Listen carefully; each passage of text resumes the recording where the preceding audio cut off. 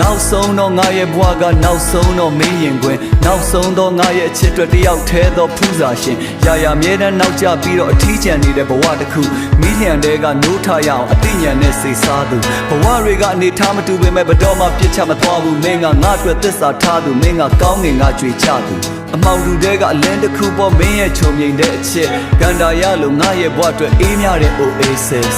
မင်းသိတဲ့အတိုင်းပါပဲအကုန်လုံးတော့မပြည့်စုံဘူးပေါ့ဒါပေမဲ့နှစ်ယောက်တူတွဲစွန့်စားမဲ့အတွေ့အကြုံတစ်ခုနော်လူတွေကတွေ့ဆုံကြုံကွဲလောကရဲ့နေရာမှာတဘောနောင်လာမဲ့ယတုအဆက်ဆက်ငါရဲ့အနာမင်းရှိမှလားပြောငါဒီမှာမင်းနန္တာပေါ့ရှင်မွေနှုံးမင်းစန္ဒာရောဒါမှမဟုတ်ပုံမြင်တွေကခွန်ဆမ်လောနဲ့နန်းဦးပြင်နော်ကံတွေမြောက်အချစ်တွေလိုမျိုးငါတို့ရဲ့အမှတ်တရတွေပေါ့စိုးခဲစီမြဲစီမင်းနဲ့ငါလက်ထပ်ပြစီတော့ Hey